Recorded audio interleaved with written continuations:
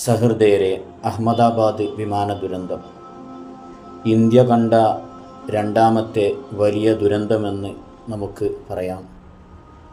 ഇന്ത്യയെ എന്ന് മാത്രമല്ല, ലോകത്തിന് നടുക്കിയിരിക്കുകയാണ്. സങ്കടത്തോടുകൂടെ ആദരാഞ്ജലികൾ അർപ്പിക്കുന്നു. അള്ളാഹുവിൻ്റെ തിരുദൂതർ പറഞ്ഞ ഒരു ഹദീസാണ് ഈ സമയത്ത് ഓർമ്മ വരുന്നത്.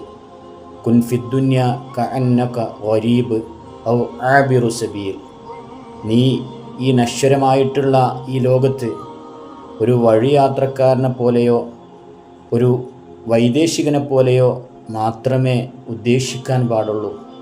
മഹാനായ ഇബ്നു ഉമർ തങ്ങൾ പറയുമായിരുന്നു, നീ വൈകുന്നേര സമയമായാൽ പ്രഭാതത്തെ നീ പ്രതീക്ഷിക്കരുത്, പ്രഭാതമായാൽ വൈകുന്നേരത്തെയും പ്രതീക്ഷിക്കരുത്. ഏത് സമയവും നമ്മെ വിളിച്ചെത്തും മരണം എന്ന് പറയുന്ന പ്രതിഭാസം. ഒരു കവി പറഞ്ഞത് രംഗബോധമില്ലാത്ത കോമാളി എന്നാണ്. ഏത് സമയത്ത് എപ്പോൾ എത്തിച്ചേരുമെന്ന് നമുക്കാർക്കും പറയാൻ സാധിക്കുകയില്ല. നമ്മളോരോ ആളുകളും ഓരോ യാത്ര ചെയ്യുന്നവരാണ്.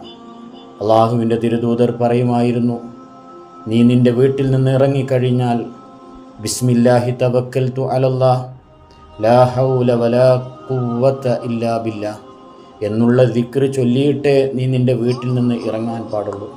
നീ വാഹനത്തിലേക്ക് കയറിയാൽ 35 ബിസ്മി ചൊല്ലണേ.